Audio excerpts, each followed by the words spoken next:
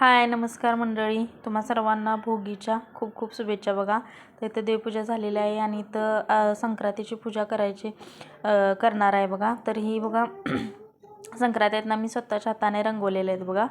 आणि ह्या संक्रांती आता सुगड पूजन म्हणतात याला. आज इथं मांडतात आणि दुसऱ्या दिवशी ह्याच्या पुढे ववसा मांडला जातो. तर इथं मी पाटावर हिरवा पीस हांतरून घेतलेला आहे बघा. आणि पहिल्यांदा गणपतीचं हे करतात, त्यामुळे मी सुपारीचं पूजन करून घेतलेलं आहे बघा. तांदूळ ठेवून त्यावर सुपारी ठेवून सुपारीला हळद कुंकू लावून घेतलेलं आहे. आणि सुगडांना पण छान असं हे करून पाची बाजूला हळदी कुंकवाचं असं बोटं ओढलेले आहेत बघा. हे बघा असं मस्तपैकी हळदी कुंकू लावून घेतलेले आहे बघा. आणि सुगडांच्या खाली पण असं थोडं थोडं 4-4 अक्षता ठेवून असे मी संक्रांती मांडून घेतलेले आहेत. आणि गाजरं होती त्यामुळे गाजरं त्यात बसत नाहीत, छोटं त्यांचं तोंड ते गाजरं साईडला ठेवलेले आहेत आणि त्यात सगळं असं भरून घेतलेलं आहे.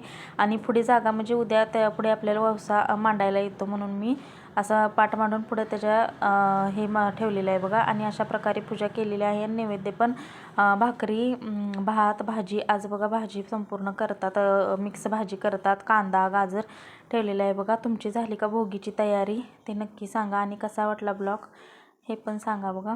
आणि आज पांढरा भात करायचा नसतो, राळ्याचा भात करायचा असतो. राळ्याचा भात पण केलेला आहे बघा. पांढऱ्या भाताचं तोंड बघायचं नसतं. बाय.